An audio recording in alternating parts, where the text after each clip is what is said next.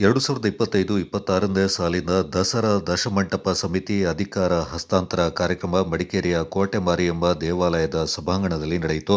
ಐತಿಹಾಸಿಕ ನಾಡಹಬ್ಬ ದಸರಾಗೆ ದಿನಗಣನೆ ಆರಂಭಗೊಂಡಿದ್ದು, ದಸರಾ ಚಟುವಟಿಕೆಗಳು ನಿಧಾನವಾಗಿ ಆರಂಭಗೊಂಡಿದೆ.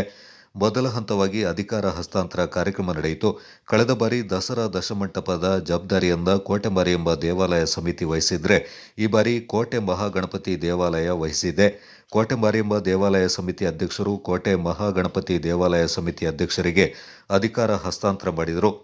ಈ ಸಂದರ್ಭ ನೂತನ ದಶಮಂಟಪ ಅಧ್ಯಕ್ಷ ಹರೀಶ್ ಅಣ್ವೇಕರ್, ಕೋಟೆ ಮಾರಿಯಮ್ಮ ದೇವಾಲಯದ ದಶಮಂಟಪ ಸಮಿತಿ ನೂತನ ಅಧ್ಯಕ್ಷ ಜಗದೀಶ್, ಕಾರ್ಯಾಧ್ಯಕ್ಷ ಪ್ರಕಾಶ್ ಆಚಾರ್ಯ ಮಾತನಾಡಿದರು. ಈ ಸಂದರ್ಭ ಪ್ರಮುಖರಾದ ಸುಕುಮಾರ್, ಡಿಶು, ಸದಾ ಮುದ್ದಪ್ಪ, ಮಂಜುನಾಥ್, ಪ್ರಭುರೈ, ದಶಮಂಟಪದ ಅಧ್ಯಕ್ಷರು ಹಾಗೂ ಸಮಿತಿ ಪ್ರಮುಖರು ಪಾಲ್ಗೊಂಡಿದ್ದರು.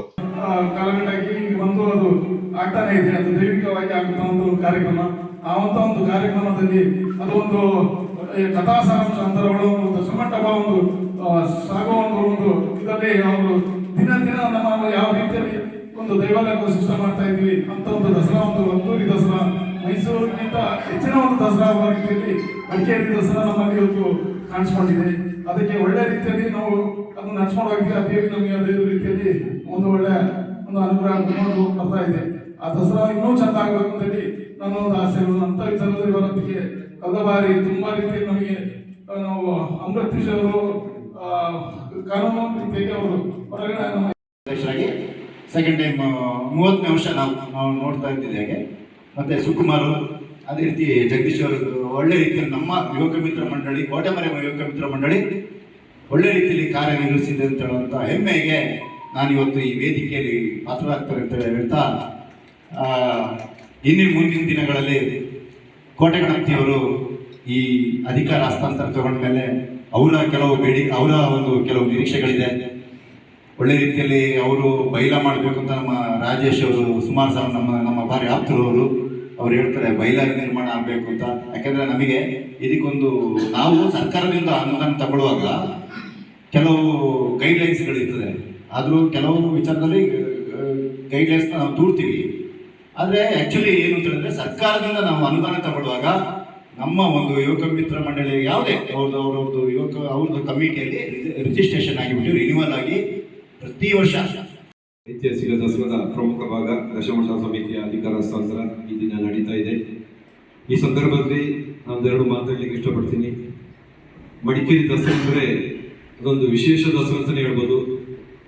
ಮೈಸೂರು ಜಗದ್ವಿಖ್ಯಾತ ಮೈಸೂರು ದಸರಾ ಬಿಟ್ಟರೆ ಮಡಿಕೇರಿ ದಸರಾ ಅಂತ ಹೇಳ್ತಾರೆ.